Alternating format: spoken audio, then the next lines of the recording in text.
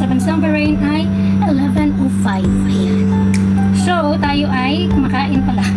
Nagkakape. May fresh orange juice tayo. Gumawa tayo ng orange juice. Kasi napakamura ng mga prutas dito, guys. And may saging. So, ito pa lang almusal natin. Pero, pinapalambot ko na yung ating kaldereta. Yung ulam natin sa lunch. Ayan, bibigay tayo ng reaction. Nagkudraki chismis mo. Yung source natin ay Philippine Star. Ayan. So, yung ating bibigyan ng reaction, itong si Nicholas Kaufman.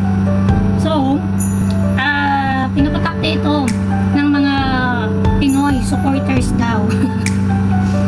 Dahil napagkamalan siyang, yun yung abogado o lawyer ni Tatay Digong na nag-handle ng kanyang kaso sa ICC, yung Briton na talaga namang magkano yung professional fee noon. Sobrang napakamahal. Yakang-yaka yan. So, ayan guys, masasabi ko lang dito ay nako, nakakatawa na talaga.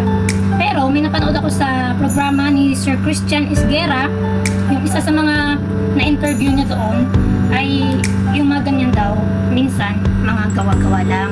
So, naniniwala naman siya, halimbawa dun sa mga fictional lawyer na actually character siya sa mga series, sa movie ata, na pinapatulan ng mga DDS na yun daw ang mga tawag dito, sinishare nila, yung may mga sinasabi, sila doon nagsabi, pero actually, hindi tunay na tao, character lang. So, sabi doon na mga nagpapanggap na mga DDS. So, ayan na. So, ano yung feeling na yung troll, tinutroll ka ulit. Kasi ako, personal akong na-experience yan during campaign period ng 2022. So, mga 3 years ago. Ang dami talagang troll at alam kong nag-i-exist talaga sila.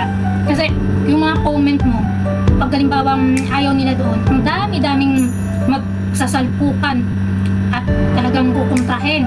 Pupunta pa yan ng mga FB account mo, doon magkakalat, doon ka pagtatawanan, kung ano-ano pa.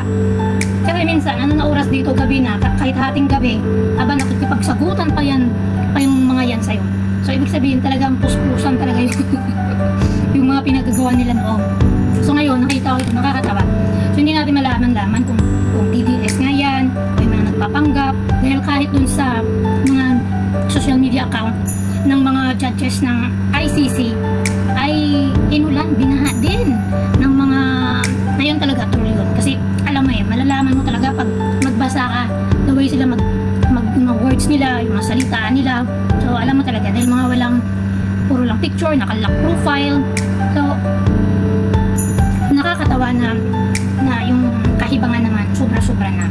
So, nung mabasa ko to, actually parang kahapon pa to, hindi ako nagtataka na talagang, bakit talaga tayong mga Pilipino parang, wala ba tayong mga ginagawa, hindi pa tayo busy sa mga buhay natin.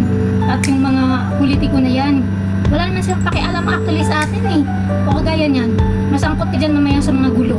May mga personal bang tulong na ibibigayan sa'yo? At ang dali lang naman pumili ng mga kandidato natin, guys. Bakit mahirap ba yung magpiliin natin yung mga disente naman? Para hindi nasasangkot sa kaso. Para hindi tayo maging mukhang tanga kagaya nito na author naman to eh. Napagkamalan. Ayan, napagkamalan na abogado daw ni Tatay Digong. So, ayun lang guys, at natatawa lang talaga ako sa mga pinagagawa ng ating mga kababayan na wala na sa wastong pag-iisip. Ayan. So, sumuporta tayo na ayon sa tama, katotohanan, may dignidad, may prinsipyo, na handa tayo paglaban. Huwag yung patay-patay tayo sa pagsuporta, wala nang pakialam. Pag ando na tayo sa mapapahama o ano, wala rin tayo makakukuha ng tulong. Ayan.